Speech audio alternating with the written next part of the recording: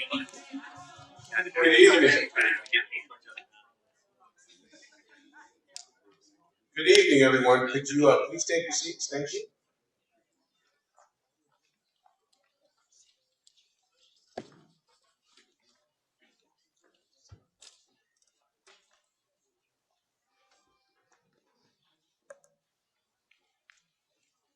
On behalf of Brother President Rob Blackwell, welcome to the Alpha Phi Alpha Fraternity Incorporated, Xi Alpha Lambda Chapter Candidate Forum. We're known as the Prince William County Alphas, and we have been serving the community since May 1981.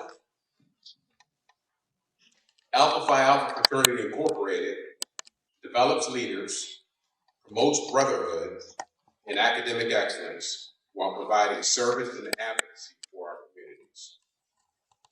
Our areas of focus: our fraternal leadership has identified 3 critical areas defining how we dedicate our time and resources. These enable us to leverage capacity across various audiences. Our fraternity's motto: first of all, servants of all, we shall transcend all. Embodies our history as the first intercollegiate fraternity founded by African American men at Cornell University in December 1906. Our mission: to provide service to our community. Our charge: manly deeds, scholarship, and love for all mankind. A voteless people is a hopeless people. A voteless people is a hopeless people was initiated as a national program of Alpha Phi Alpha during the 1930s, when many African Americans had the right to vote, but were prevented from voting because of things like poll taxes, threats and reprisal, and lack of education about the voting process. Now, of course, we don't have any of those concerns today, right? Voter education and registration have remained the dominant focus of this outreach activity for over 90 years. In the 1990s, the focus shifted to include political awareness and empowerment, delivered most frequently through town hall meetings and candidate forums, similar to what we're doing this evening. My name is Joe Ward. I'm the Xi Alpha Lambda Chair for the Voteless People, Hopeless People program, and I will be moderating the forum tonight. The forum will consist of opening statements, questions, and closing statements, and hopefully time for you all to ask some questions.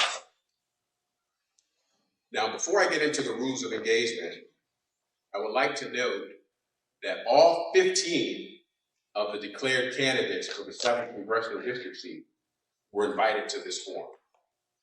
There were 7 Republicans, 7 Democrats, and 1 independent. All 15 were invited.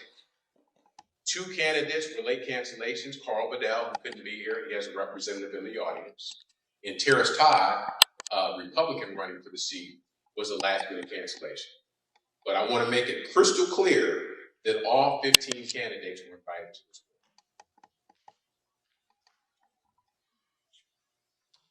Okay, in terms of rules of engagement, before we get started, I just have a couple housekeeping notes that I'd like to address. No food or drink is allowed in the auditorium. Throw away your chewing gum. Outside, not under the seats. Please turn off your cell phones and put them on mute. Okay? Refrain from using TikTok during the candidate forum. I know that's going to be tough, but please. There are bathrooms right outside the auditorium. Just walk straight out, look to the right, you'll see the men and women. And in the case of an emergency, the security guard has informed me that run as fast as you can to the closest exit. There's an exit here, there's one here, and there's exits out the front door. Okay. With that,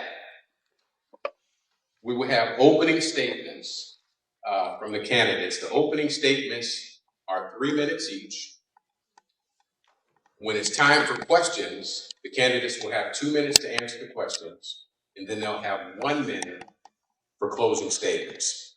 My timer, Brother Sid Evans, is in front. He'll be keeping the official time. When there's 30 seconds left, the candidates will see a yellow card. When their time's up, they'll see a red card. All the candidates have signed an agreement and are aware of these rules of engagement. So with that, Supervisor Bailey, you're first, and your time will start when you start talking.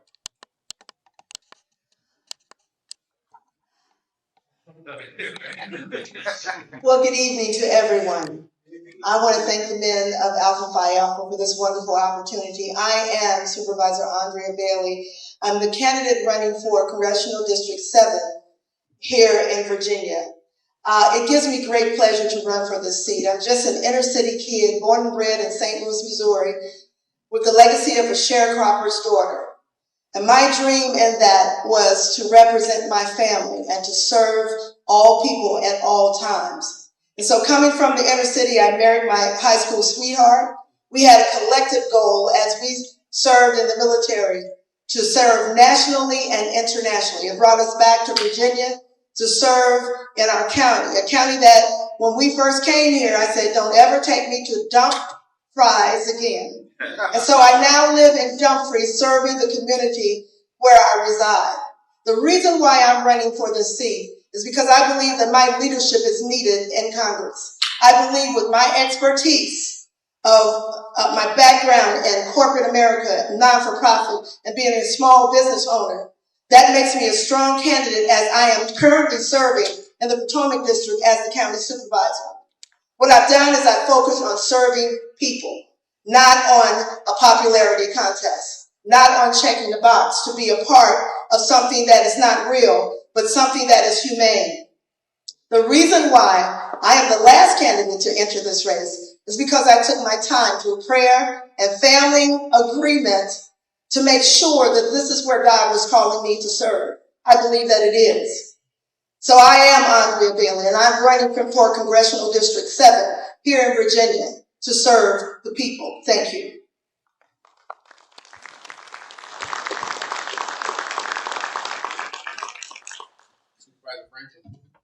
Sure, thank you. Thank you to Alpha for hosting tonight's forum.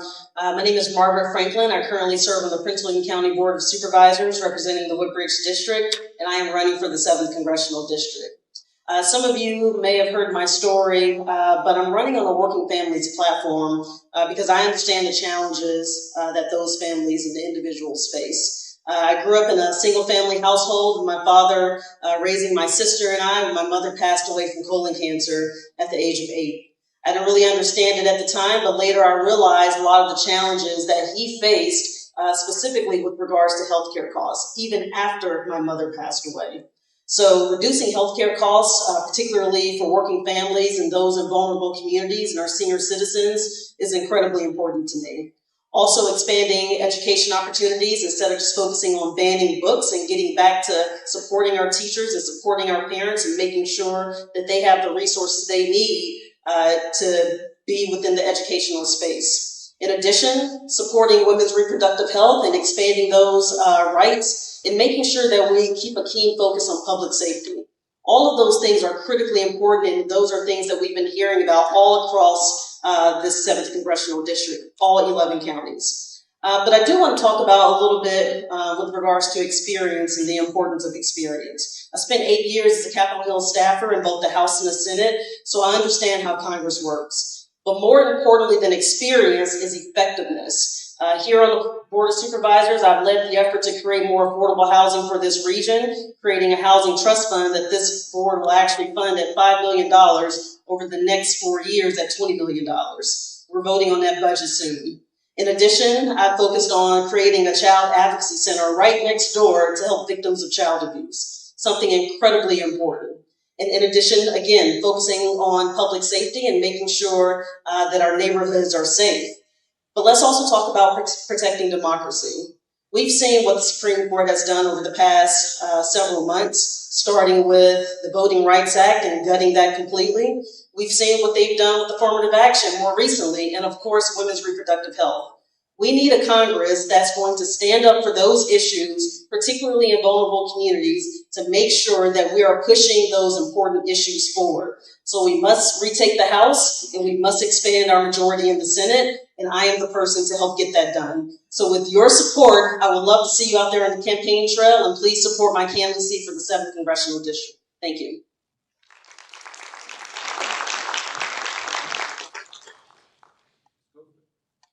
Well, good evening. I am Elizabeth Guzman, and I proudly represent Prince William County in the state legislature for the last 6 years. I'm a mother of 4 children raised in the public school system, an immigrant, a Latina, a public administrator, a social worker, a union member, but most importantly, I'm a fighter for vulnerable and marginalized communities. And I would like to start by sharing what happened in Prince William County and the 287G agreement with the Latino community. And it was with the support of many Black leaders who stood up with us and spoke out against that racist policy. And that meant the world to me. And I'm proud to announce that as I was serving on the board of the Prince William Regional Detention Center, I led the effort to repeal the 287G agreement. And when I've been in the legislature, in solidarity, I've been attending multiple community meetings, town halls, but I don't think that is enough. I think that we have to introduce bills that are going to address the systemic racism that has existed in this Commonwealth since 1619. The Civil Rights Act led the overhaul of the immigration system and created the National Immigration Act of 1965. And there were multiple Black leaders who paved the way to make possible for someone like me to be in this country, and I'm extremely thankful. When I got to this country, I juggled 3 jobs to make ends meet like many Americans. But this country showed me that anyone who's willing to sacrifice and work hard will be able to achieve the American dream. While I went to school, I raised my children and worked full time. And it was with the grace of God and the support of my family that today I have 2 master's degrees, one in public administration, a second one in social work, and a successful career in local government right here in Virginia. I work in early childhood education, school administration, and the last 10 years in mental health services fighting the opioid and fentanyl crisis. And I'm here to announce that I'm getting into some good trouble as I'm running for Congress to represent the Congressional District 7 as the first Latina to represent Virginia in Congress. I wanted to bring with me my experience of mother of 4 children of color, an elected official of 6 years, and my professional experience as well. I've been an effective legislator in Richmond, recognized for my job of working families by the Richmond Times and the Washington Post as the most effective legislator and progressive legislator. When I was elected in 2017, Virginia was dead last for working families, and now it's number 23. And I was proud, since I was elected, to appoint multiple Black judges in Prince William County, because despite being a majority minority, we did not have any. And we also appointed the first Latino to the Juvenile Domestic Relations Court. I look forward to your questions, and I'm happy to hear. Thank you.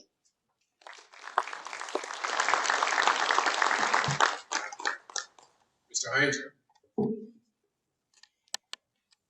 Good evening, Alphas, and thank you so much for the opportunity to come and speak with you tonight. I'm Cliff Heinger, and I'm running for Congress because I've dedicated my life to service, and I believe that this district needs a seasoned negotiator like me to represent it. I grew up in a working-class neighborhood and was not a stranger to the sound of gunfire as a young person. After graduating from Cornell University, I gave up more lucrative opportunities to join the Army, first as an officer in the infantry, and then in the Special Forces where I was a Green Beret.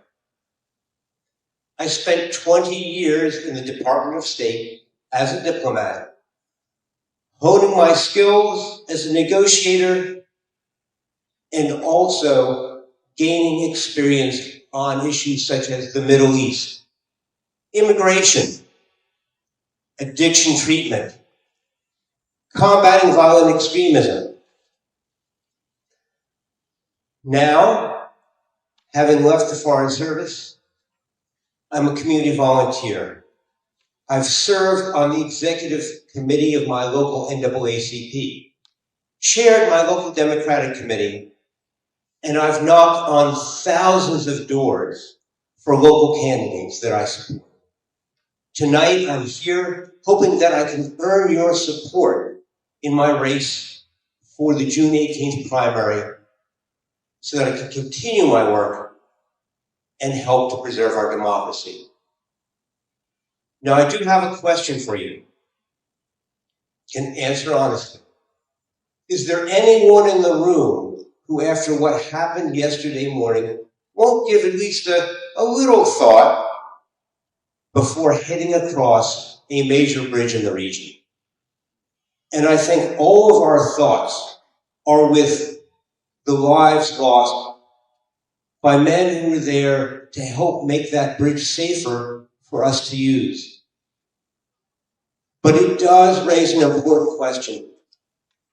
Do we have the infrastructure we need to compete effectively in a global economy in the 21st century? And I think we have a clear answer, and anyone who has spent the joy of hours in traffic on 95 knows we're not where we need to be, and we can do better. So let's fix our problems. The United States has demonstrated it can do this in the past. It can now, but we have to want it. We have to make the investment we need. I look forward to your questions tonight, and again, thank you so much for inviting us to come and speak.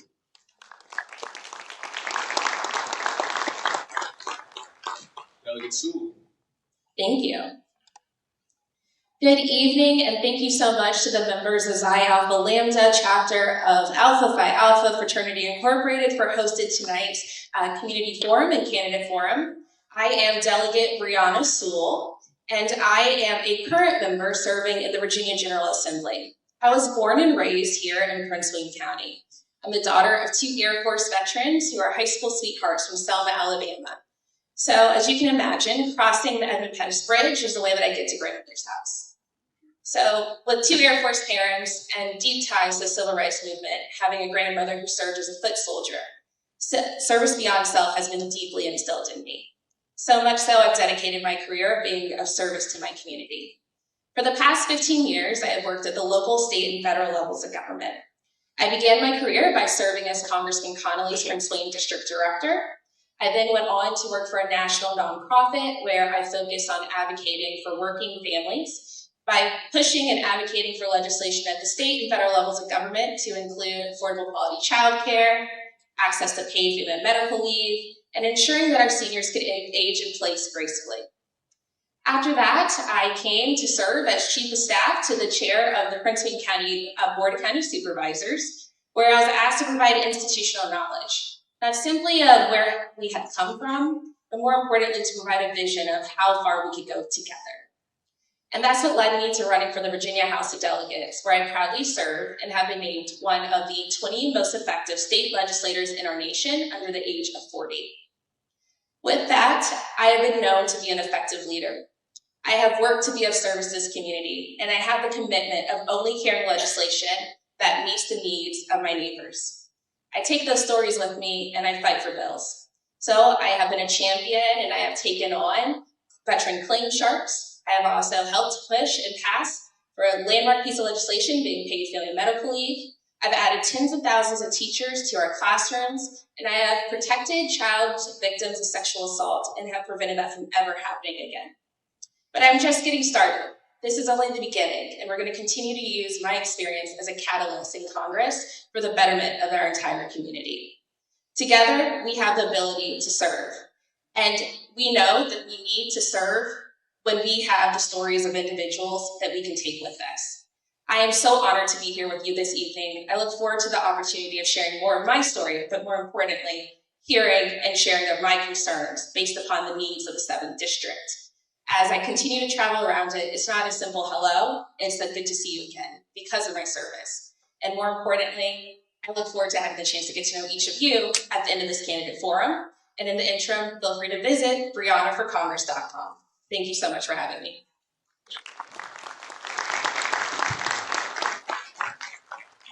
Mr. Bittman. Thank you, Joe. Thank you, Alpha Phi Alpha, for putting on this fantastic forum and a great turnout. My name is Eugene Vimman. I'm a husband, a father, and a veteran. My family came to the United States in 1979. We fled a Soviet communist bigoted regime. We're fleeing anti-Semitism and bigotry and coming to America in search of the American dream. My dad, a middle-aged man, my twin brother, my older brother, and grandma, my dad's mother-in-law, which is a contentious relationship, especially during immigration experience, came here with $759 in our pocket. My first night in the United States, we spent sleeping on luggage at JFK Airport. I grew up in New York City, went to public schools in New York City. When we were old enough, all of my brothers and I joined the military because our dad instilled values in us that we owe this country a debt of gratitude for accepting us. We joined the military. My twin brother and I made a career out of it. We loved what we did. I spent 25 years in the Army, half my time as an infantry officer jumping out of airplanes, airborne. The other half, I would put myself through law school, and I was a JAG, and had the privilege of being a prosecutor, defending victims' rights, advising commanders in the field. Lloyd Austin, who was a commander of USFI, was an outlaw attorney that worked for him. And I worked at the White House. In 2019, my twin brother and I were both assigned active duty Army officers to the White House. I was the ethics lawyer. Alex was the desk officer for Europe and Ukraine. He listened to the phone call where Donald Trump attempted to extort another foreign leader to interfere in our election. He reported that call to me. We reported that call together. It was our duty. It didn't matter to us that he was the most powerful man in the world, that he was the president. We had our values. We had the Army values. We lived up to them. Why am I here tonight? I retired about a year and a half ago. And when I retired, I didn't anticipate that I'd be running for Congress. But late last year, it became very obvious to me that Donald Trump was going to be the nominee. And as a person of action, I just could not live with that. So I figured, what better way to draw a stark contrast than to have Donald Trump, somebody with no morals, values, or ethics, and somebody like Joe Biden, Tim Kaine, and myself that would motivate Virginia 7 voters and national voters. Democracy's on the line this year, 2024. I will do everything I can to defeat Donald Trump and MAGA extremists. If you're interested in my campaign, please look. Please search me at vimnerforcongress.com. Thank you so much.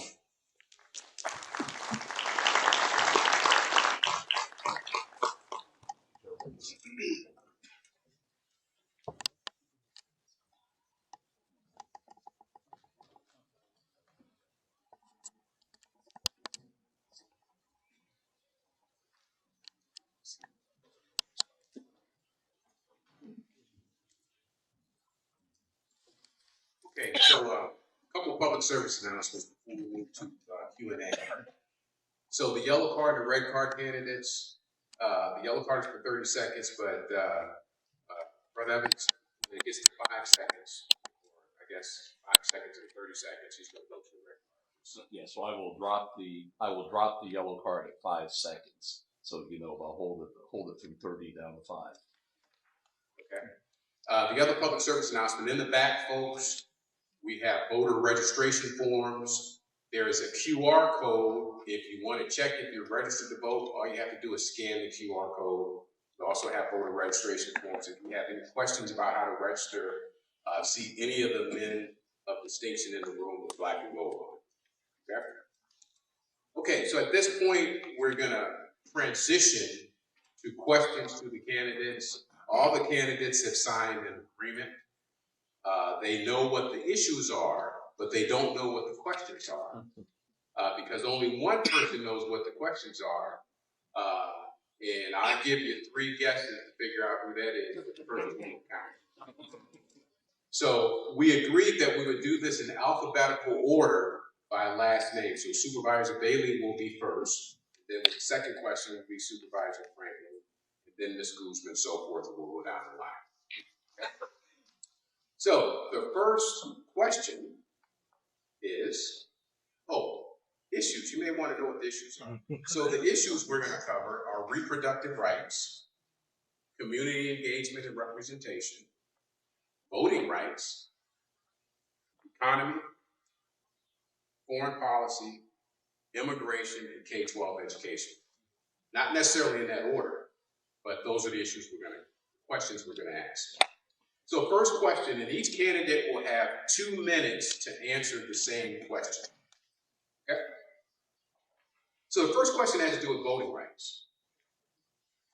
According to the Brennan Center for Justice, state legislatures have passed a near record number of new restrictive voting laws so far this year.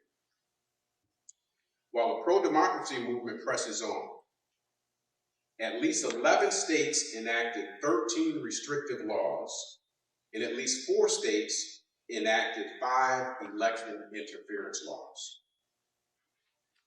How do you plan to address any barriers or challenges that may prevent certain communities, such as minority groups or low-income individuals, from exercising their right to vote? Thank you very much for that question. The first thing is I am going to support the John Lewis Voting Rights Amendment Act. That's very, very important that we continue to do that and to make sure that it passes and everything is fine in that regard. But I want to go back to my belief and where it comes from in supporting, eradicating voter suppression. I was reared on watching my grandmother walk people to the voting booths to make sure that they could vote. And I was reared that way because my grandmother did not have an opportunity to vote, coming from Macon, Mississippi, working in the cotton fields of Macon, Mississippi. And so what that did is that spurred a fire in me as I became an adult in politics. And I registered in 2018, 10,212.5. I don't know where the 0.5 came from, but that's what the number said. 10,213 individuals were registered to vote, not just for myself and that I was going to run for office in 2019, but for Prince William County, because it was necessary that people understand that your vote is absolutely your voice. And so we had an opportunity to make sure that people were trained and understood that their vote is their voice. Now, in respect of that, when I go to Congress, I'm going to make sure that we have legislation to get rid of voter suppression, because that means that we're going backwards, and we're not going backwards. We've made so much progress in this country in making sure that we have adequate, educated, strong candidates to run for offices. And it's necessary that we continue that trend. And so my efforts in doing so is to increase voting opportunities, making sure that accessibility is at the voting booth, but also where you register is open during all hours. On the Board of County Supervisors, we've extended hours on Sundays to make sure that that opportunity is given. Thank you. Supervisor Franklin, same question. How do you plan to address any barriers or challenges that may prevent certain communities, such as minority groups or low-income individuals, from exercising their right to vote? Yes, thank you for that. I mentioned in my opening statement that several years ago, many of you know, the Supreme Court gutted an important piece of the Voting Rights Act. So now what we have is that several states that have a history of discrimination, particularly based on race, can now go and do whatever they want without having to report it to the Department of Justice. That's a problem. Supervisor Bailey mentioned a certain piece of legislation that's now in the House, but we also have For the People Act in the Senate. So there's a couple of things that need to be done. Number one, quite frankly, we need to regain control of the House of Representatives because that's the only way we're going to pass the John Lewis Voting Rights Act. And then number two, we have to expand our majority in the Senate to make sure that we can actually pass that into law. What we saw over the past couple of years is even in the Senate, while we had the majority, we couldn't get enough votes to actually get voting rights across the finish line. So if I were in Congress, I would absolutely vote in support of the John Lewis Voting Rights Act. But more importantly, it's important to understand that we got to go a bit further than that. We have to absolutely make sure that we are creating legislation that can be bulletproof with regards to the Supreme Court. And we can do that with both houses of the House and the Senate. Thank you. Well, thank you. Well, I think we all agree that we have to bring back the Section 5 of the voting rights. That is extremely important. But I think a few things that are extremely important for elections is that we have to work with Senator Warner and Senator Kaine to ensure that they hold the post offices accountable. As people is voting by mail, we have seen on the news over and over that these votes have not been counted, and that's something that we need to agree, and it's under the federal government. When we talk about diverse communities, we have to acknowledge that Prince William County is a majority minority area, and it took the General Assembly to enforce that when you have 10% of the population who speak a different language, that those resources during election day are available at the polls in the languages that they are spoken, and that it's something that we have to implement across the country. Within the General Assembly also made election day a state holiday, and that is something that Senator Tim Kaine is trying to implement at the federal government, and that's something that we have to employ, that we have to implement. We have made great things here in the Commonwealth. You can pre-register to vote when you are 16 years old. You can register to vote the day of election with a provisional ballot. So I think we are going to bring that energy and enthusiasm to Virginia to be able to implement it across the country. And finally, I would say that we have to hold this governor accountable, because it is the law that those former individuals who were in jail and they are reincorporated into society, they could register to vote, and this governor is blocking that effort. So as your representative, I will hold Governor Youngkin accountable. Thank you. Senator, same question. Our voting rights are under attack in a partisan effort to suppress the rights of voters to exercise of what we won not more than 50 or 60 years ago. And we have an example of that right here in Virginia. Last year, 3,400 eligible voters were dropped from the voter rolls improperly. And when the administration was asked, the response was, oops. People paid a huge price and risked their lives for that, and we've got to push back. So the first thing that we need to do is we've got to fix the Voting Rights Act.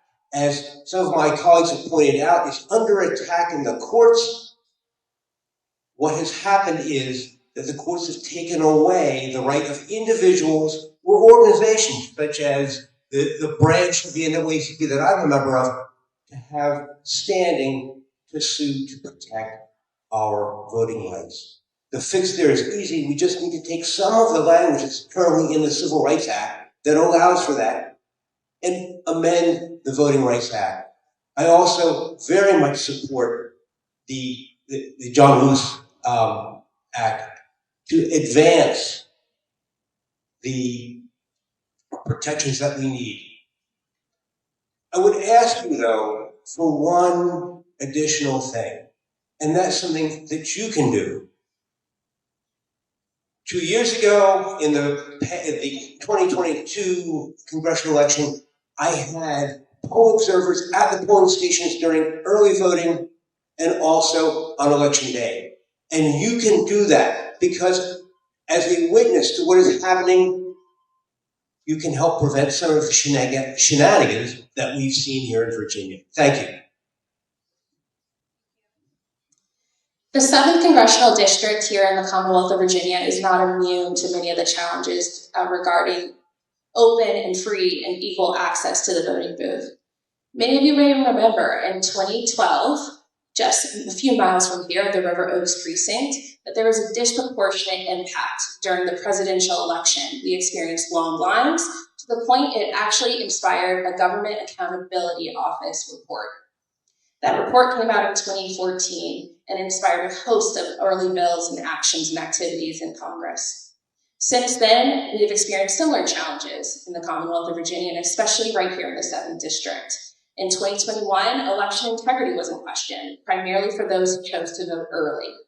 And that's when I was inspired to carry legislation while I was a member of the General Assembly to make sure that individuals who cast their vote early would also be able to have their votes recorded to their home precinct. So therefore, on election night, you see the general results. But then in a few days, you'll be able to note that that list of early vote listing has then also been attributed to your home precinct to add another level of election security. This is state law, but that is not enshrined in the state constitution. That is why it's essential that we take action at the federal level of government. So of course, yes, we must put teeth back into the John Lewis Voting Rights Act, but we must go beyond that. For those who are not aware, the Commonwealth of Virginia is the only state in our nation that is reliant upon our governor to sign an individual's rights to be restored if they have a past felony. That is completely unacceptable, and we must address that. And lastly, I'll address the Freedom to Vote Act, which also notes the importance of making sure that individuals have access to vote on one Saturday, one Sunday. They also have the ability to vote for 2 weeks prior to Election Day, and they also have the ability to counter election deniers. Thank you. So as I mentioned in my introduction, I'm running because I know that democracy is under attack.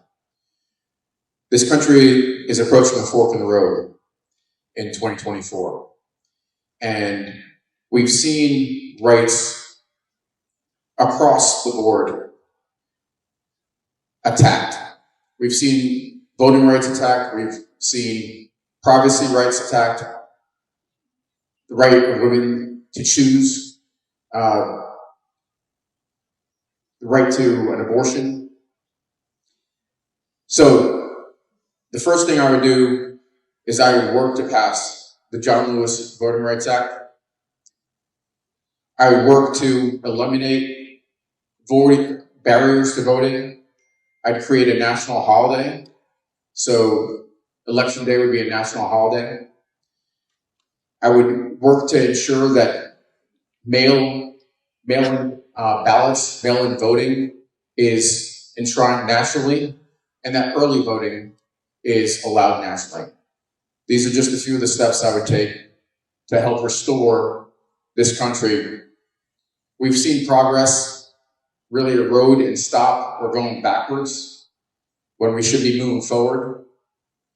I have confidence that if we mobilize, that if we vote, that we can turn this country and move in the right direction. America has always worked to get closer to the ideals of our founding, and we're now on a long march to justice. We each have a role to play in that march. Thank you. Okay, let's thank you, candidates. Let's go to our second question. Good segue. Mr. Vindman mentioned abortion. That seems like a logical second question. We'll do. Supervisor Franklin will address the second question first this time. And so the question has to do with reproductive rights. Speak up a little bit on the microphone. Can you hear me now? Is that better? Can you hear me now? All right. So, as you know, the United States Supreme Court overturned the constitutional guarantee of abortion access in the United States, reversing half a century of court protection for this fundamental right. This week, the Supreme Court is hearing oral arguments regarding access to the abortion pill, mifepristone. This case could further curtail Americans' access to this abortion pill. The Supreme Court's decision could further restrict a woman's reproductive rights. That said, do you support federal restrictions on abortion? And how would you like to see the Supreme Court decide this case? Thank you for the question. I'll start by saying that I support a woman's right to choose, full stop, no discussion after. We have been put in a position where we have completely made this to be a social issue, and people have forgotten about the healthcare portion of this topic. There are many, many women and families that have to make the very, very difficult decision with regards to family planning for a myriad of reasons. When you start to put restrictions around what can and cannot be done with regards to abortion access, reproductive resources and access, you always begin to discount someone's experience who, quite frankly, you didn't think about. That's the problem with placing restrictions on a woman's right to choose. We need to start looking at this as not only a social issue, but a healthcare issue, because many of the women and families that have to deal with this issue have to deal with it from a healthcare perspective. Now, everyone should have the right to choose and free will, but I believe that the government should be absolutely respectful in a family's right to plan. I will also just say this. It is quite interesting where you have some people who want small government, except when it comes to things like women's reproductive health. So I think it's about time in this country that we put women first and listen to them. And quite frankly, I think you can assume where I would be on the Supreme Court case. Thank you. Thank you. Well, reproductive rights and women's reproductive rights are human rights. I was a single mom when I was 18 years old, but that was my decision. And however, I would fight with tooth and nail to protect my daughter's personal decisions, from which one is here with us today, and she knows that I will fight tooth and nail for that, because no one should get involved in our personal medical decision. Only women know when they are ready to form a family, and no, it's nobody else's decision. So with me, I think what we have to do is just go ahead and codify Roe v. Wade into the Constitution, so this issue stop being politicized. You know, what I see this is as a distraction, and we are not talking what is at stake. We're not talking about the number of Black women who are dying giving birth, to address the mortality rates and being able to provide the health care that they need.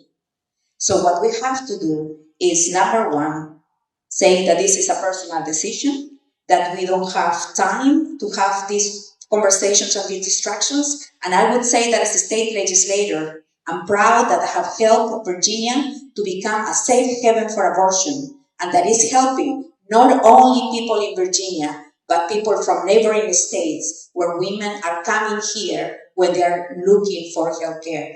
And that's something, another subject where Virginia has been the leader, and that's something that we have to implement nationwide. Thank you.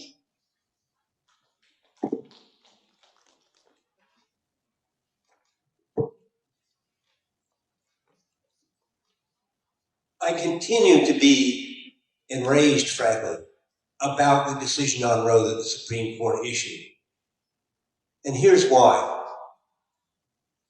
You can take away the legal right to reproductive health services, but you're not going to stop abortion. All you can do is make it illegal and unsafe. And who are you putting in danger? The women, who often have to deal with a difficult decision at a difficult time without the full support of family or their closest circle. You're putting them in danger. With regard to the pharmaceutical options, to terminate a pregnancy. We have to keep all options open, and I will be, again, equally dismayed if the Supreme Court makes an equally unwise decision. Because it should be a decision for a woman and her physician, and all options should be kept open. This is not a decision or restriction that government should place. I want to make it absolutely clear, I will do everything in my power to defend a woman's right to choose and to get it enshrined in law. If there is any more fundamental right that a woman should have, I can't think of what that would be. Thank you.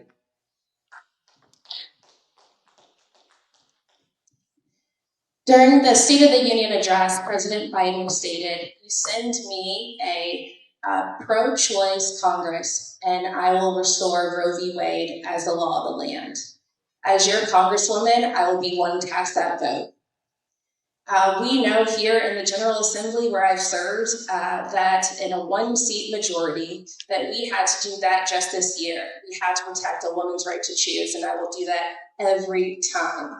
But it's also really important that we talk about reproductive health care through the lens of maternal health care, and Black maternal health care at that.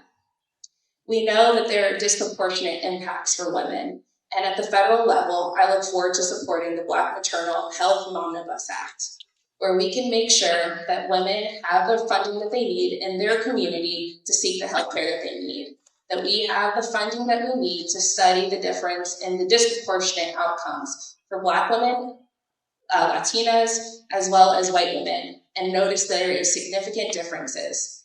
You may have read in the news recently about the woman who just recently died from sepsis. She had ties to the Commonwealth of Virginia. Think about that. The birth of a child was her death sentence. That should never be the case. At the state level, I've had the ability to support pieces of legislation to make sure that we fund doulas for individuals, whether it's covered by your personal health insurance or state health insurance. And I look forward to supporting similar legislation at the federal level. Thank you.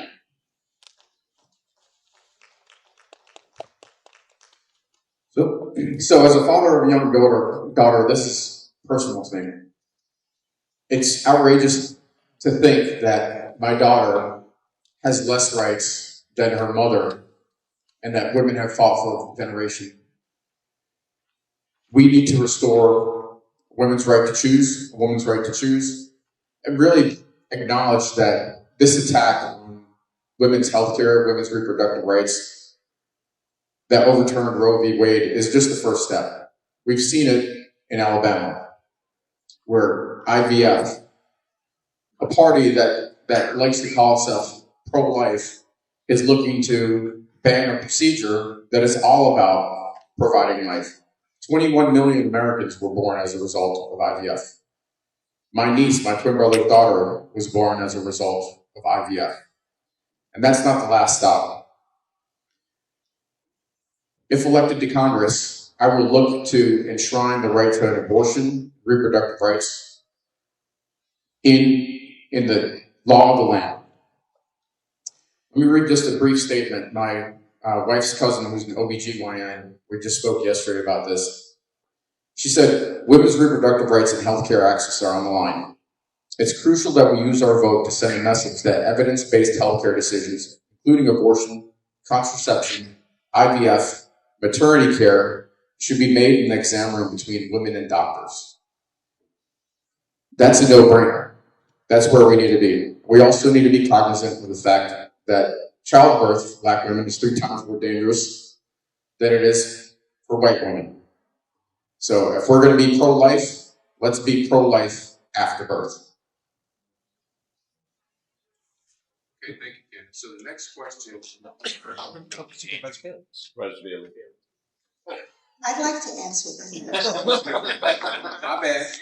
Supervisor Bailey? Thank you very much. Let me be clear. We need to codify Roe versus Wade. I grew up in the era where the Roe versus Wade bill was passed during my era as I was growing up as a young girl. And I watched my mom support this in Missouri, this most important bill, because she was a nurse. She understood women need to have the right to say and do whatever they want to do with their bodies, without a doubt. No one can decide that but the woman and God, if she has that relationship. That's the bottom line. I worked with Senator Kane on a bill that he passed in Congress concerning maternal health care. That's critical. I sat on a round table when he was crafting that bill. It's critical. We have to have access to maternal health care, period. That can't stop. We can't go back on our progress as it relates to a woman and her body. We can't, and we won't. So when I'm sent to Congress, I'll know what I'm doing because I've sat on a round table with a senator, a man who created a bill for a woman's health care. And in addition to that, as it relates to health care, we also need to look at the accessibility, not just civilian, but also veterans' health care as it relates to a woman's body. And how do we create legislation to assure that we're covering everybody when it comes to health care? So codify Roe versus Wade and make sure that good accessibility to maternal health care is in place. Thank you.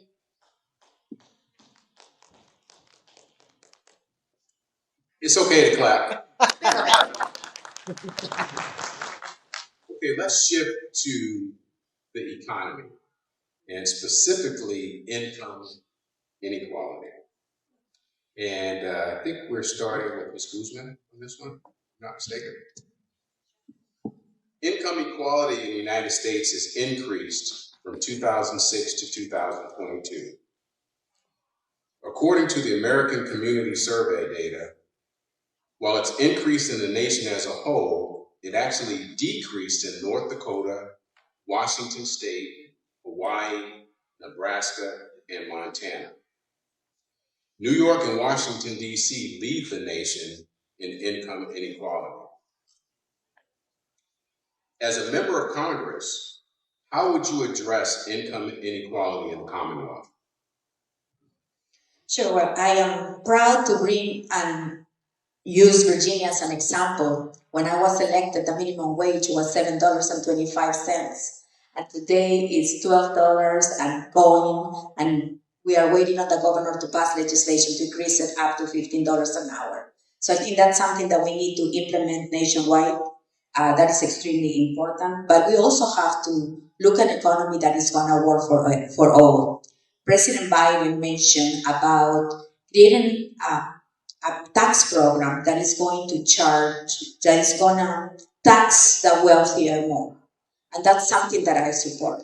Anyone who's making more than $400,000 a year shouldn't be paying the same amount of taxes that we make. But at the same time, we have to create the mechanisms that are going to help those who have children, for example. We are thankful for the child care tax credit, but I don't think that is enough. We are thankful for that. But I believe that we have to create programs where we're gonna make sure that children at the age of 4 get access to universal pre-K. So those parents could go back and join the workforce. By knocking on doors, I met so many women who had to quit their career just because they couldn't afford to pay for childcare. So we can help them by not only implementing the amount of early childhood education programs, we could do that. Also, we have many countries who are leading the effort where they have public universities 100% free. So let's go public is public and it's 100% free. Third world countries have it, and it's time the United States do that. And I will support also the loan forgiveness program that President Biden is fighting the Republicans to, so those families could bring more income to their families. Thank you.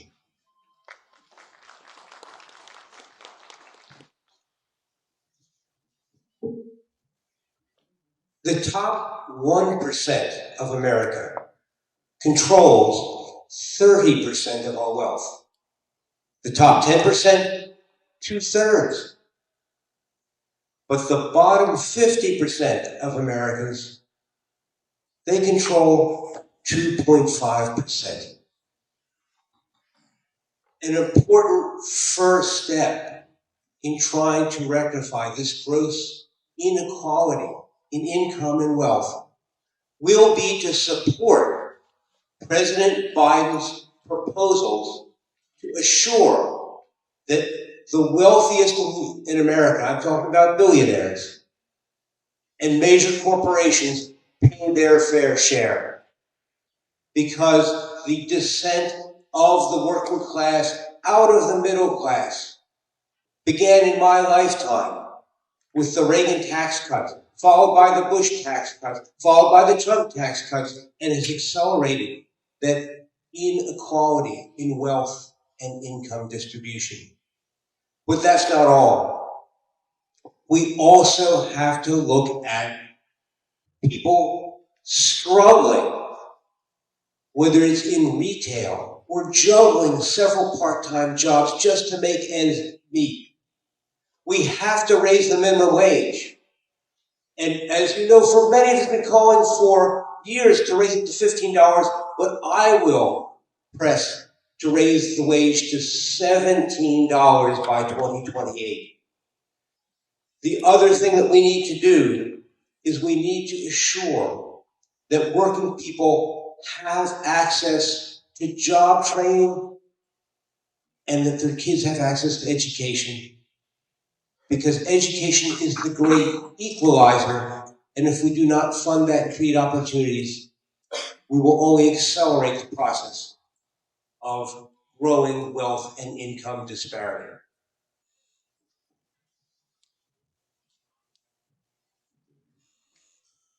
Whether an individual chooses to go to college or not, they should have access to the training that they need to live a comfortable life and to achieve success. And all too often that has become a challenge, not only here in the Commonwealth of Virginia, but all across our great nation. For instance, we just celebrated the Equal Pay Day. And for many minority communities, we have yet to reach that Equal Pay Day for Black women and Latino women this year alone. One way that we can restore the dignity of all work is by passing substantial pieces of legislation, such as the child care tax credit, and ensuring that we actually up that amount from $2,000 to $3,000 for those who are 6 years and older, and raise it up to $3,600 for individuals who are below 6 years age. We recognize here in our own backyard, for an individual to receive child care, it usually costs more than many of our in-state tuitions. But that's just beginning. We also have to think about the importance of passing paid family and medical leave and acknowledge the role of serving as a caregiver for a loved one. We all need time off from work to be able to take care of ourselves, to take care of a loved one, because life happens and no one should face financial insecurity as a result of it. I would also acknowledge the importance of investing further into CTE, whether it be through the CHIPS Act or other items. We have the potential to make a real difference in our own backyard. Thank you. So this country has some structural problems with it right now, economically speaking. If you think about the Rust Belt, sort of the middle part of the country, these rural areas, industrial areas that have been left behind. That's a lot of where the base of the Republican Party and Trump support lies. Because the structural problems that we have in this country relate to class, culture, and tribe. Class, poor versus rich. Culture, rural versus metropolitan or city. And tribe, Republican versus Democrat. I mean, I'm breaking those down to really simple terms, but these are accentuated by the fact that CEOs make enormous amounts of money compared to the average worker. Many times more than used to be the case in the 70s and 80s.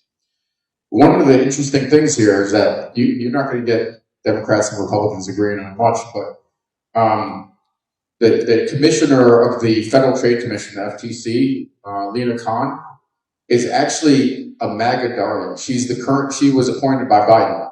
Why? Because she is fighting antitrust battles. She's fighting to break up these mega corporations that have vastly skewed the power in their favor away from workers. So what we need to do is we need to bring back the balance between workers and corporations. We need to build the infrastructure, whether it's improving 95 or broadband, and education to educate students for the 21st century. And frankly, we also need to acknowledge that we have to fight the discrimination and racism that holds back many marginalized communities, Black and brown communities. Thank you. Thank you, sir. That's a great question to pass on to a former HR director. And I say that because equal pay for equal work has been an age-old problem in our country for a very long time. We need to increase the hourly wage for people to be able to live and to take care of their families across the nation. That goes without saying. Our state delegation has done a great job in doing so to help us incrementally increase hourly pay. So that's critical. I think that this is a great opportunity nationally for us to partner with organizations like SHRM, Society of Human Resource Management. Those experts understand the economy and understand what it means to give official and stronger benefits to people as they are working on jobs to make sure that our nation is thriving, our families are thriving. When President Obama was in office and his administration, he created a cabinet that consisted of 30 to 40 individuals across the country that could sit down at a table, a cabinet table, and talk about the economy, talk about benefits, talk about those things that were important to America. And so we really need to go back to creating cabinets of that order to make sure that we are looking at everybody in our nation, not just a certain sector. And oh, by the way, the 1% that's not paying their taxes, the higher echelon, they need to do that. They need to do that immediately. So when I go to Congress, that's what I'll be focusing on, to make sure that people can live, work, and play where they want to, and they can also feed their families. Thank you.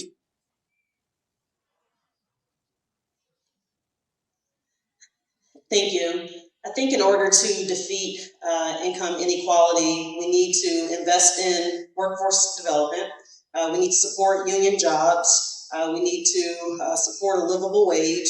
We need to reform the tax system and make it more fair for working families. And by the way, we also need to invest in our HBCUs and creating a pipeline between students of color and corporate America. The Congressional Black Caucus right now has a task force aimed at this very issue.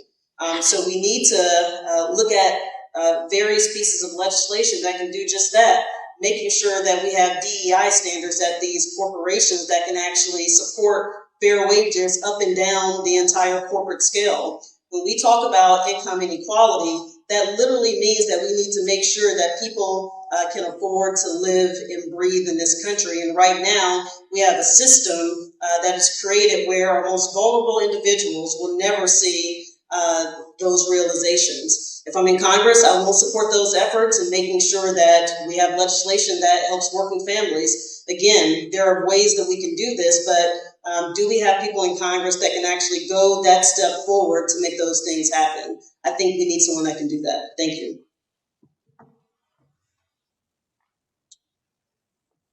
Okay, I don't want to get my wrist slapped. Did everybody answer that question? All right, let's segue into K-12 education. And the first person answering this question will be Mr. Langston. We all live in a Commonwealth, at least most of us. Virginia Governor Glenn Youngkin completed a campaign promise with his first executive order seeking to ban the use of critical race theory in schools or related inherently divisive concepts. That's a quote. However, some educators and scholars say that's a misinterpretation of what critical race theory is, pointing out CRT is not a part of Virginia's curriculum standards. The order calls for Virginia Superintendent of Public Instruction to review policies, etc., and investigate these inherently divisive concepts. Other states have followed suit. As a result, as you might guess, there's been some controversy in the Commonwealth and other states regarding banning books from schools. What's your position on CRT in banning books from K-12 education?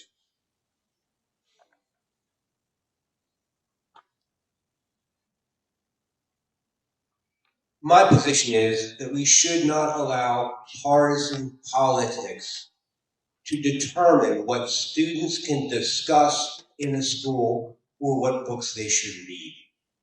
And to me, it strikes against the whole principle of inquiry, free inquiry, and allowing students to learn not just by learning about subjects that we find acceptable or that fit a particular narrative, but allowing inquiry into topics that will make some people feel uncomfortable. But you know what? If we want to talk the truth about the history of our nation, sometimes we're going to have to talk about things that are going to make some people uncomfortable.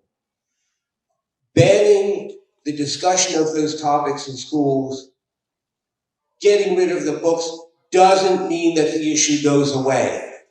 It just means that you're trying to deny our students the right to learn and to know their past.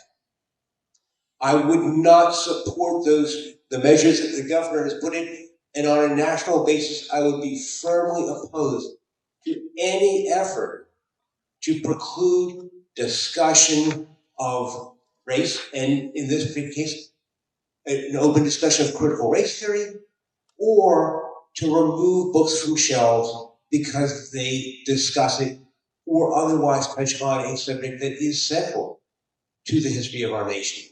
So no, I do not support that, and I find that antithetic to the spirit of education that I knew as a young person, when we often would openly pursue topics that made us uncomfortable. Thank you.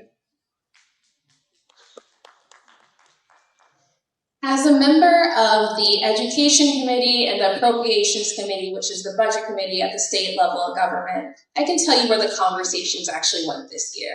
The conversations focused on the 2023 JLARC study, which showcased that Virginia is significantly underfunding our schools in the billions. So do not allow ourselves to get distracted by the antics of others, and let's focus on putting the money where we need to by investing in our children and making sure that they have a quality education. The role of the federal government is to make sure, and in particular the Department of Education, is to make sure that students have what they need to achieve their respective goals, as well as ensure equal access. That means ensuring full educational opportunity for all.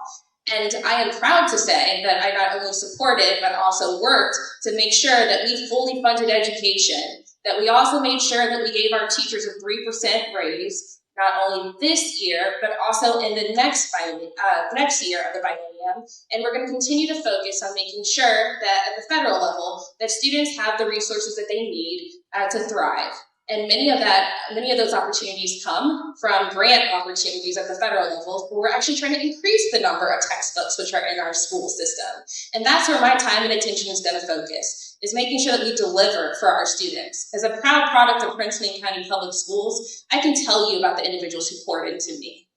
And I want to make sure that every child feels that they have that same opportunity in the future, whether they live in the Commonwealth of Virginia, whether they live in the 7th District, or they live anywhere here in the U.S. Thank you.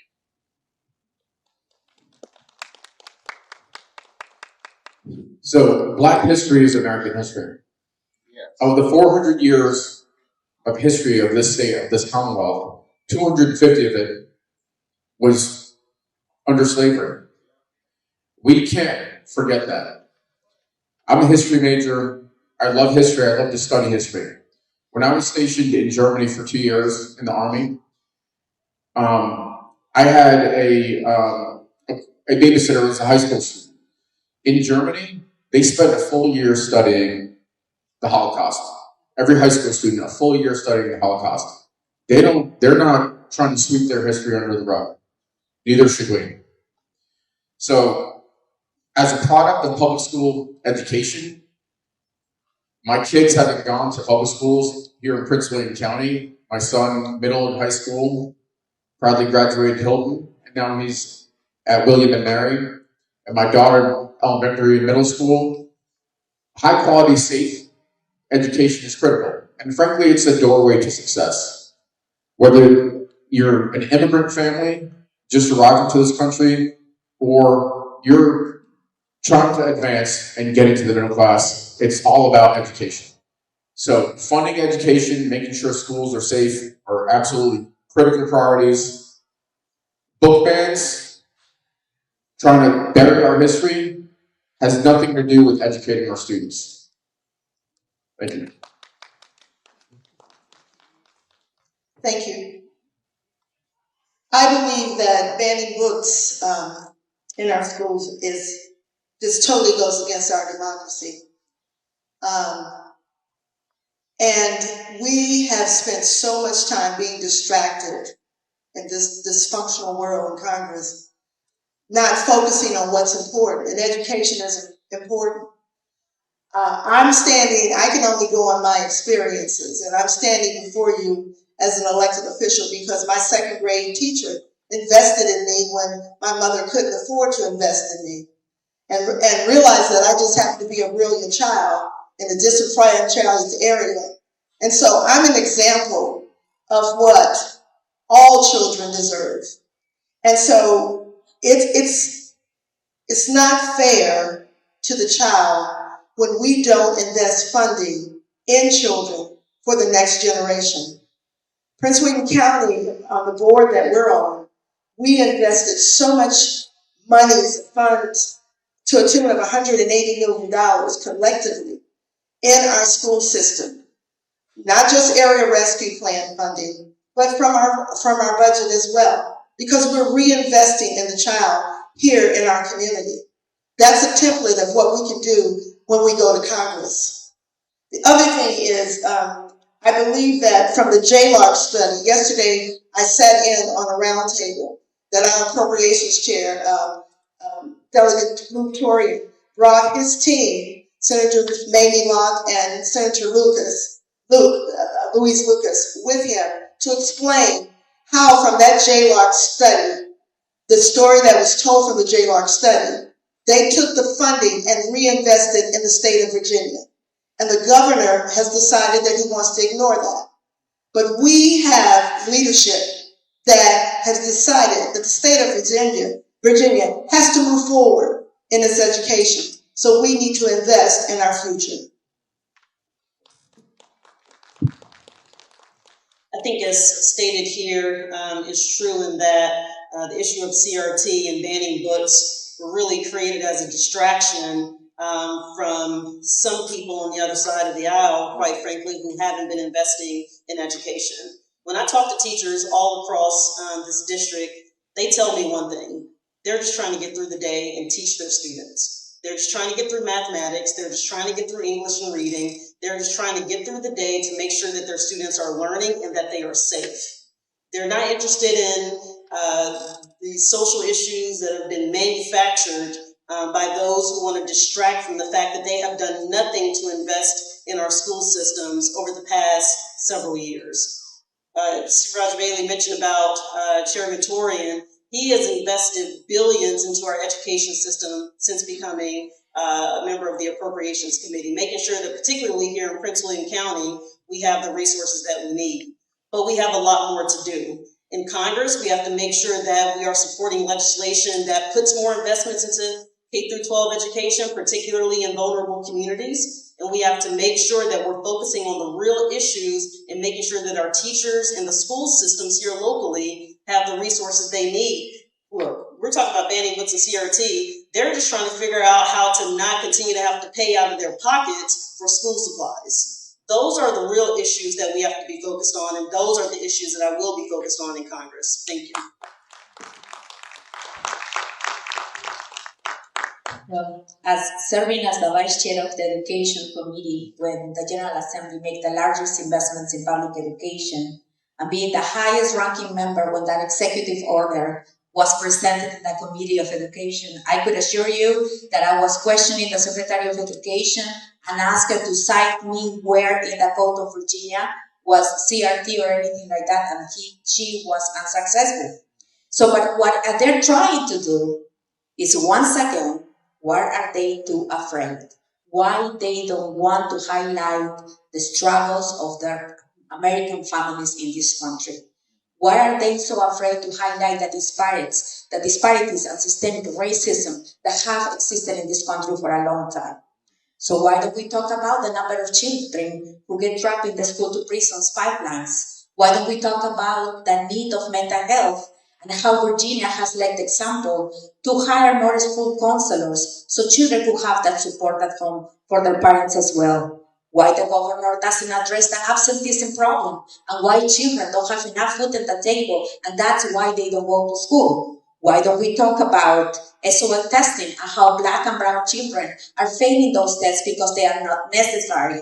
Why don't we talk about common sense gun reform instead of vetoing bills and address the number of guns that get into our schools? So all of those are distractions, and as a mother of 4 children who went to public schools, I could tell you that every time there was a controversial issue for my children, teachers have done their job to send an authorization form, and it was my decision whether my child would participate in that class and reading that book or not, and that's something that we have to clarify.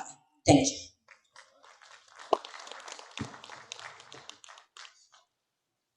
Okay, thank you, candidates. Is my mic on? Can you guys hear me? Okay, good.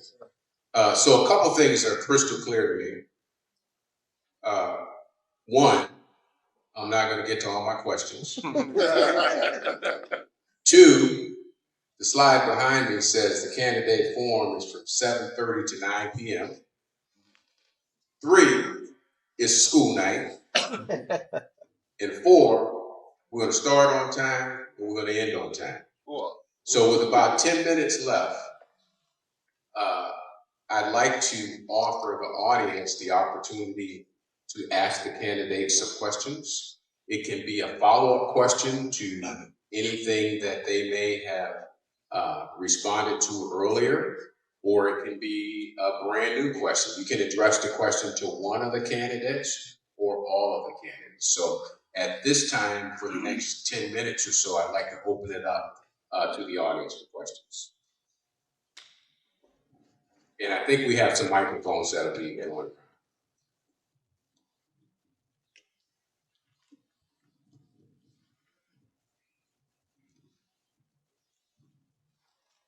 Good afternoon, everyone. Good afternoon, candidates. My name is Chantal Rock, and I'm a state legislative lead for the state of Virginia for Mom Demand Action. So my question is to all of you. What would you do to address the fact that guns are the #1 killer of teens and children in Virginia and America? As we know, Governor Youngkin vetoed a lot of our safety bills. He only passed 4. So we want to know, as members of Mom Demands Action in Everytown, what will you all do to pass legislation in Congress to help deal with this issue?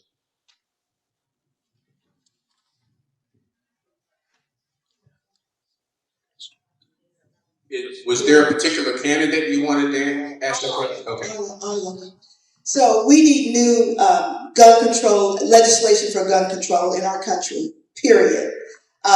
We are in a place where this is a place where we're going backwards as well, where we're not focused on saving our youth, saving lives in our communities. And we need to go back to, I hate to say it like this, but I mean it like this, the olden days when we had youth programs for kids. So it distracted them from being out in the streets, or it distracted them from whatever was making them go in the wrong way. But we really need to have new gun control in our country to make sure that we're protecting our next generation. And that looks like new programs and newly created programs for our youth. That looks like making sure that mental health programs are installed in our communities for our youth. And it makes sure that we are doing things like helping our parents be better parents with our youth. So that's where I would focus in going to Congress. Yeah, thank you for the question. We got a similar question over the weekend, and my response was, we know the solutions to this problem. We just need a Congress that is actually bold enough to enact those solutions. I was in Congress when, as a staffer when Newtown happened. We had all these gun bills, universal background checks, closing the gun show loophole, and my boss, and I actually led this effort for her, had a bill to stem gun trafficking up and down the 95 corridor, because what we found is that a lot of these guns being used in crimes are from the black market, again, going from New York down to Miami. We know what the legislation is needed to handle these issues. We need a Congress that's not afraid to actually go in and enact these laws. So if I'm in Congress, I will be bold. We will put forth those pieces of legislation. But the reality is we're also going to need some colleagues to help us get it done. Again, we need to take back the House and we need to expand our majority in the Senate. That's the only way we're going to get it done. Well, if I may, without considering my time, I first would like to recognize the job that Moms Demand Action have done here in Prince William County. Due to their efforts, is now that we have metal detectors in every middle school and high school in Prince William County. So thank you from the bottom of my heart, because I was tired of getting those texts and phone calls. So what we have to do in Congress?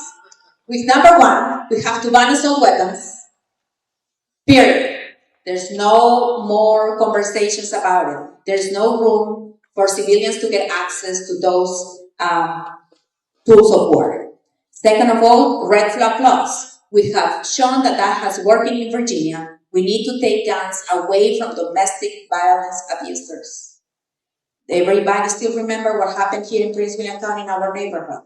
Krista Hamilton, who was killed in front of her child, who went to my children's school. So we don't need to lose more lives. It's time that we act and we hold accountable the Republicans for the lack of action in gun reform.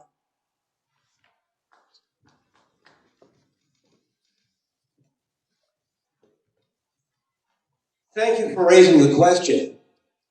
But I'd like to point out first that the data we have on the impact of gun violence on young people is not complete, because Congress decided that the CDC cannot study the data we have. So one of the first things we need to do, so we understand the dimensions of the problem, is to rescind that restriction, so that once again we can identify gun violence as the public health issue it is. Obviously, our current restrictions and red flag laws need to be upgraded. Gun violence has touched my family, and more effective red flag laws would certainly have helped. But I also want to see us remove the protection from liability that gun manufacturers have now. No other product has this protection, but we can't even sue gun manufacturers for what they allow that they could prevent with the technology that is available. Thank you so much. Gun violence is pervasive and devastating. There is no worse conversation that I've had than when I hear from students directly in high school who are scared to go to school. That should never be the case, but that's the case right here in the 7th Congressional District. At the state level, it's already been referenced that the governor vetoed 30 gun violence prevention bills just yesterday. That included an assault weapons ban. That included a way to address the boyfriend loophole. That included just carrying an assault weapon in open public. That included having a gun just sitting on the seat that's been that in a car in a parking lot that may have been used in a crime. The list goes on and on and on.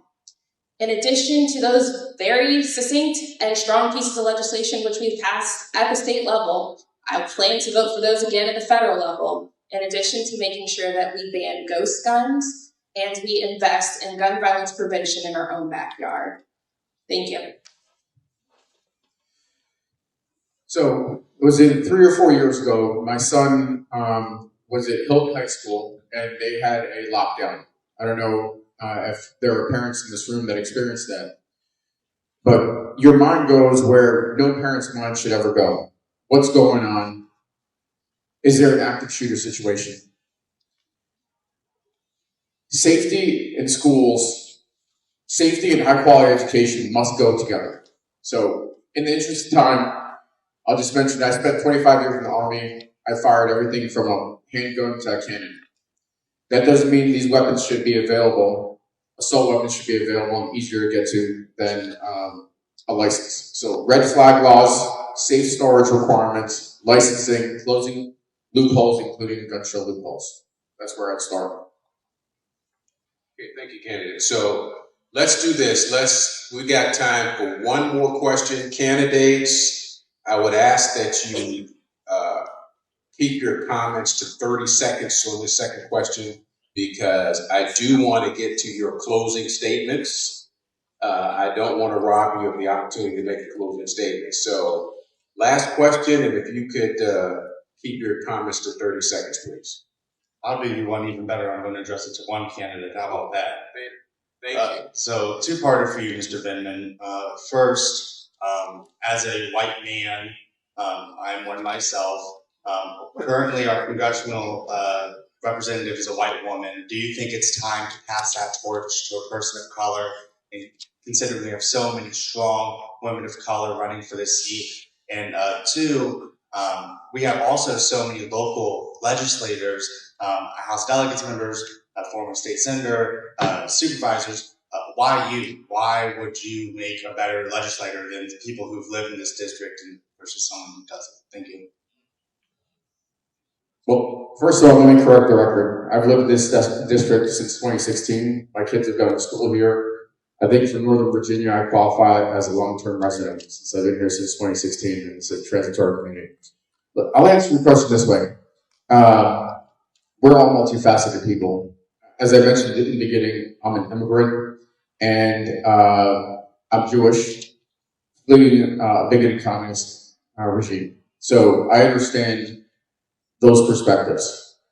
At this time and this place in the world where you have Donald Trump, and I said this in the beginning, so this is going to be repetitive, where there's a prospect of Donald Trump being on the ballot, I think that having somebody that has stood up to Donald Trump, that has stood up to MAGA Republicans, that's been denounced for doing that, standing by their values from the steps of the White House, is critically important.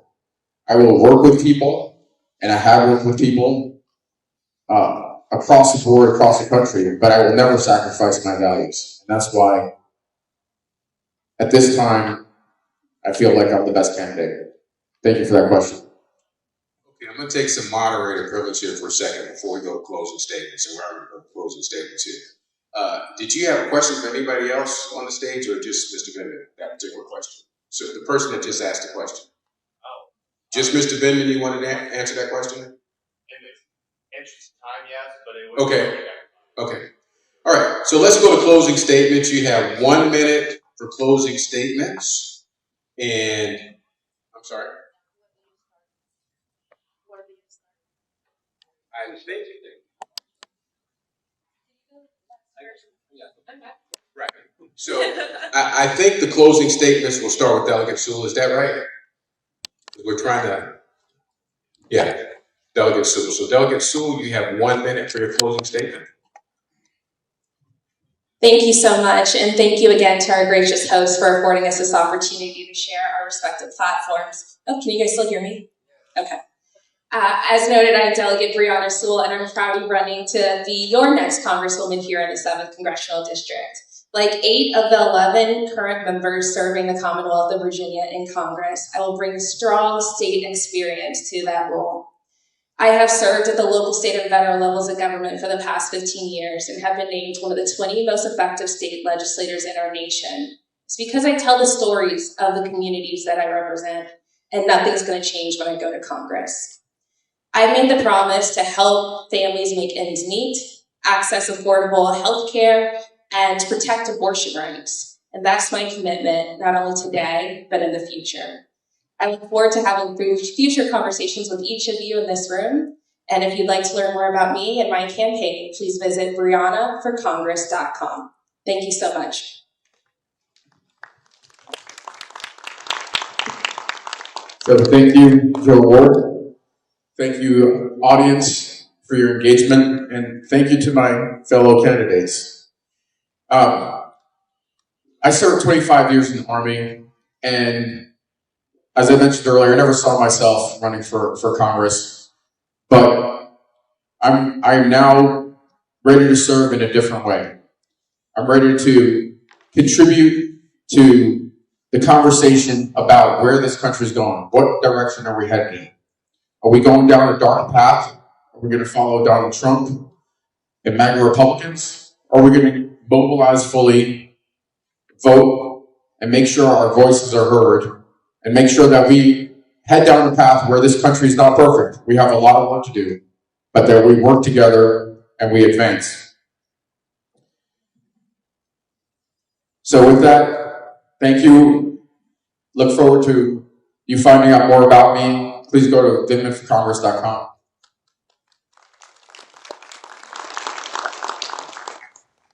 As we come to the close of this evening, I just want to thank you for this opportunity to come before you. I want to say to you that I want your vote, plain and simple. I want you to continue to learn of me. I've worked since 2015 to get to a spot where I can come before you and ask for that vote.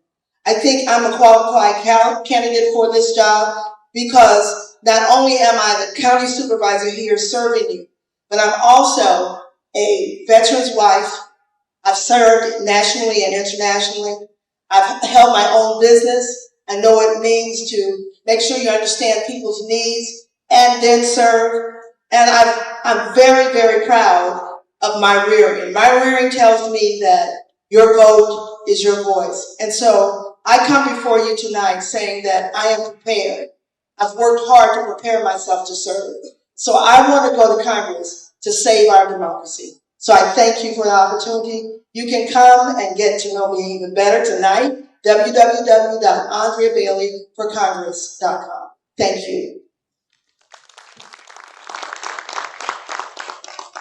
So thank you for the opportunity to introduce myself and present my platform. I am running for the 7th Congressional District because, again, I understand the challenges that working families faced because of my own background growing up. But also I have the experience from spending 8 years on Capitol Hill in both the House and the Senate, so I understand how to hit the ground running day one. But more important than experience is I have been effective, and I am an effective leader. For my time here on the Board of Supervisors, now serving in my second term, I've revitalized the Route 1 corridor. I've pushed for more affordable housing, and we have a housing trust fund to prove it. And on top of that, we focused on public safety, and I am committed to preserving and expanding women's reproductive health. So I hope that you join my campaign. I hope that you can support our efforts. I am at MargaretForVirginia.com, and if you have any questions, happy to answer that and many more. So thank you so much for hosting us tonight. Thank you. Well, thank you to the Alpha Phi Alpha Incorporated and the Psi Alpha Lambda chapter for hosting us tonight. The last 6 years in the state legislature, we made voter participation easier. Your vote is your voice, and you're going to elect candidates who are going to be held accountable after they are in office. Those who are going to answer your questions. Those who are going to hold town halls. And that's those candidates who are going to put people over corporate interests. And that's the candidate that I strive to be in Washington, D.C. I want to be held accountable to you, and I wanted to get in some good trouble with you. Remember the times of the Women March, the thousands of people of Black Lives Matter movement?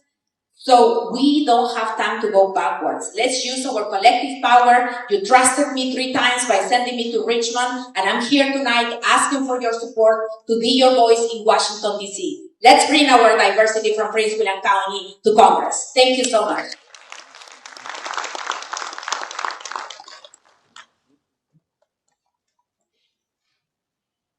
Could I ask, by a show of hands, how many people here tonight are worried about our democracy? The question is why? And I believe it comes from a sense of disenfranchisement, powerlessness, and anxiety of so many Americans. And the first thing we need to do to help preserve our democracy is to get Congress back to work. But all we see in Congress is endless wrangling instead of taking care of the people's business. So there hasn't been any action to get us the infrastructure, so we're not sitting in traffic on 95. We're not getting any assistance to Ukraine. And we're not making a call for a ceasefire in Gaza. And we need to get Congress back to work. And Call out the Republicans. And Not just the Republicans. Excuse me, sir. Excuse me, sir. You're out of order. Please continue. We need to get Congress back to work, and that is what I intend to do. For my final comment, I just want to thank our timekeeper. As a former timekeeper myself, I know how hard that job is, and you've done a great job tonight. Thank you, sir.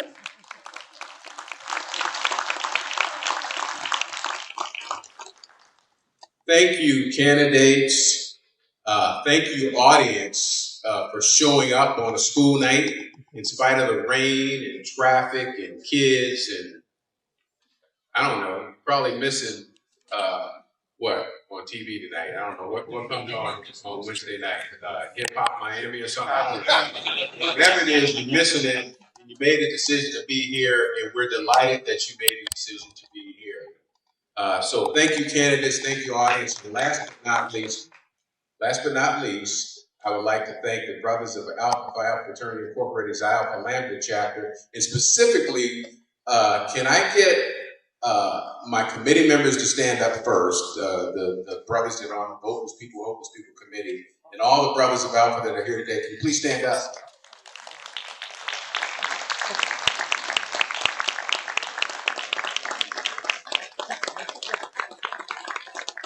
Yeah, none of this could be possible without the support of the men of distinction that you see in the audience here. So I want to make sure that they give them their due. Ladies and gentlemen, this concludes our forum. I want to remind you that in the back, if you're not registered to vote, you can scan the QR code and figure out how you can get registered to vote. Please follow us on social media, Instagram, Twitter, Facebook, Snapchat, MySpace, TikTok, all that good stuff. And I don't understand. The brothers, yes. Absolutely. Thank you so much. Drive safe.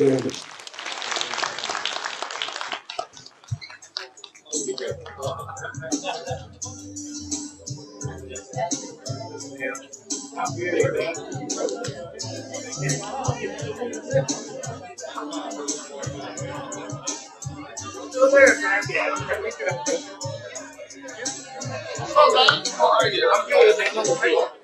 right.